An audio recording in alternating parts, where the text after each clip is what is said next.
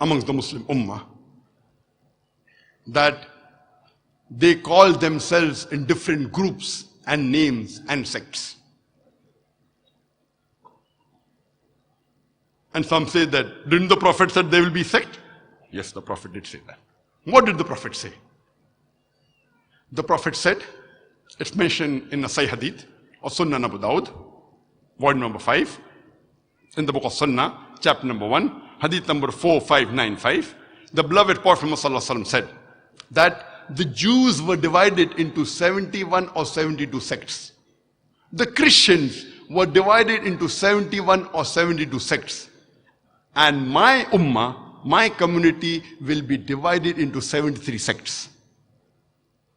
The next hadith, which is also a Sahih hadith, of Sunnah Abu Dawud, volume number 5, in the book of Sunnah, chapter number 1, hadith number 4596. The beloved Prophet Muhammad said that the people of the book were divided into 72 sects, and my ummah, my community will be divided into 73 sects, and all of them except one, that means 72 out of 73 sects will go to hellfire, except one. All of them will go to hellfire except one. Those that are with the Jama'ah, that is the main body of the Muslims. And these two hadith are repeated several times in different books of hadith. It's also mentioned in the Sahih hadith of Jami' al-Tirmidhi, volume number 5, in the book of faith, chapter number 18, hadith number 2640, where the beloved Prophet Muhammad said that the Jews were divided into 71 or 72 sects. The Christians were divided in a similar way. But my community, my ummah, will be divided into 73 sects, would be divided into 73 sects. The next hadith, which is also a Sahih hadith of Jami' al-Tirmidhi, volume number 5, in the book of faith, chapter number 18, hadith number 2641, the beloved Prophet Muhammad said that the Bani Israel were divided into 72 sects, but my ummah, my community will be divided into 73 sects. All will go to hell except one. And Abdullah ibn Umar, may Allah be pleased with him, the narrator of the hadith, he asked the Prophet, which one will go to paradise? All will go to hell except one. Abdullah ibn Umar says, which one? The Prophet said, those that are there on the way of me and my companions. Those that follow my way and the ways of the companions. Here we come to know that the Prophet, he predicted there will be 73 sects. He didn't say you should make. Allah says in the Quran in several places.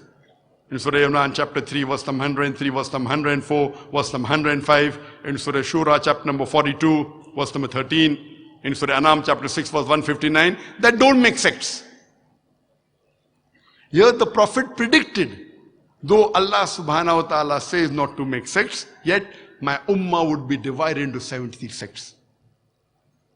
All will go to hell except one. The Prophet said those that are there with the Jama'ah, the main body, and the other, he says those that follow me and my companions. Further, when we read, it's mentioned in the Sahih Hadith of Jami' al-Tirmidhi, volume number 4, in the book of Fitan, chapter number 7, Hadith number 2165. Abdullah ibn Umar, may Allah be pleased with him, he narrates Hadith and says that Umar, may Allah be pleased with him, while giving a khutbah, while giving a speech, he said that I am amongst you as the Prophet was amongst us. And he said that stick to me and my companions, and those that come after that, and those that come after that. That means the Prophet said, stick to my companions, the Sahabas. Then the next generation, that's the Tabain. Then the next generation, the Tabi Tabain. The Prophet said, you have to hold fast to the rope of Allah and the Sahih Hadith. After the Sahih Hadith, stick to my companions. Then the next generation, then the next generation. And the Hadith continues. There will be a time when people will tell lies. And a person will even lie when he is not even asked for an oath. People will give testimony when they are not asked for testimony. And the Hadith continues. That when a man is with a woman alone, the shaitan is a partner. And the Hadith continues. If a man is alone, there are chances that the shaitan is with him. But if they are two, the shaitan is further away. Therefore, if you want to enter paradise, stick with the Jama'ah. This hadith also emphasizes that if you want to go to paradise, stick with the Jama'ah. The next hadith, which is also a Sahih hadith of Jami Tirmidhi, volume number 4, in the book of Fitan, chapter number 7, hadith number 2166.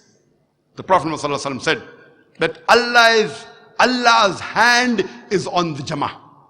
The next hadith, which is also Sahih hadith of Jami Tirmidhi, volume number 4, in the book of Fitan, chapter number 7, hadith number 2167, the beloved Prophet ﷺ said that my ummah will never be united on disbelief, will never be united on something which is wrong. And the hand of Allah is on the Jama'ah. That means it is compulsory that we Muslims should hold to the rope of Allah strongly. That is the glorious Quran and the authentic hadith. And we should not be divided. We should not make sects. Making sects in the religion of Islam, making divisions in the religion of Islam is prohibited. And we have many scholars who have guided us. We have many imams, aimmas who have guided us. And all of them told us to come close to Quran and Sunnah. And the four famous aimma, Abu Hanifa, may Allah have mercy on him. We have Imam Malik, may Allah have mercy on him. Imam Shafi, may Allah have mercy on him. And Imam Ahmad ibn Hanbal, may Allah have mercy on him. All these four aimmas, they were great scholars. And all of them told to follow Quran and Sunnah. When you read the book of Shaykh Nasiruddin Albani, in the book, The Prophet Prayers Described, he writes on page number 5 in it and give references.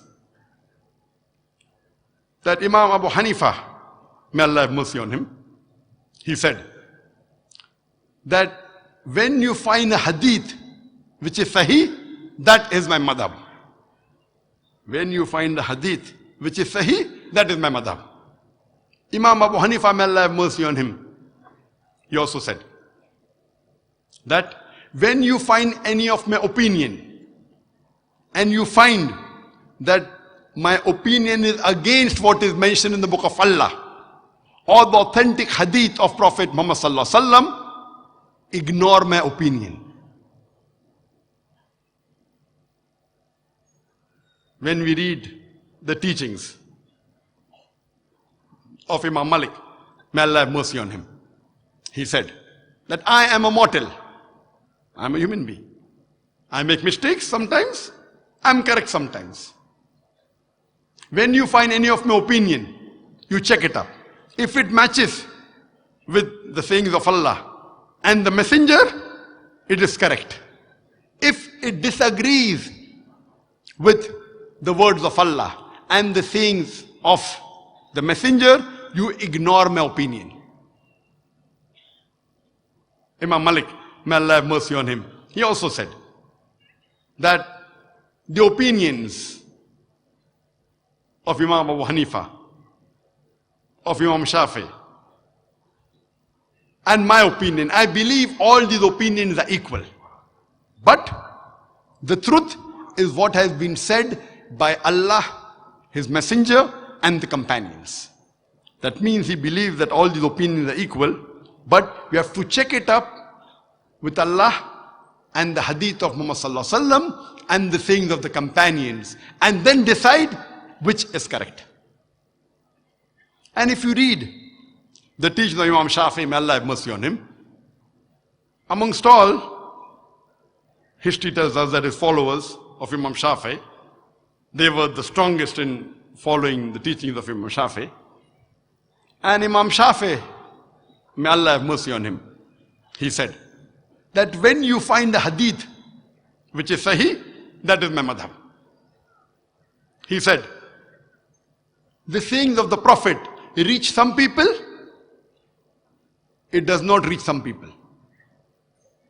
Whenever you find any of my opinion, check it up, whether it matches with the opinion of the sayings of the Prophet. And if the Prophet's saying differs with my opinion, ignore my opinion. Imam Shafi'i, may Allah have mercy on him, he said several statements which meant the same. And he said that if you find my opinion which is contrary to the book of Allah and the sayings of the messenger, ignore my opinion. And he said that it is the duty of every Muslim that he should follow the messenger. And if he does not follow the sayings of the Prophet, he is in the wrong. The same was said by Imam Ahmad ibn Hanbal. May Allah have mercy on him. He said that if you find any of my opinion which is contrary to what Allah says in his book or what the messenger said, ignore my opinion. And Imam Ahmad ibn Hanbal, he always stressed that you have to follow Allah's book and the sayings of the Prophet Muhammad sallallahu alaihi wasallam. So what we hear and learn from all these four great Aimmas and the other Imams also, Imam al-Thawri and Auzi, all of them said that the right opinion is the opinion of Allah and His Rasul. And if any time any of our opinion goes against the teachings of Allah and the sayings of the Prophet, you ignore our opinion. One saying that, throw the opinion on the wall. But here we find in our Muslim Ummah, we are divided on small trivial issues. And we know that mashallah, all the four great Aimmas, more than 95% what they said is the same. There may be a difference in a couple of percentage. And all the Aimmas said that when you find my opinion which goes against the opinion of Allah and His Rasul, then ignore my opinion. So why should we fight amongst ourselves? All these great Aimmas, they told us to unite on the basis of Quran and Sahih Hadith.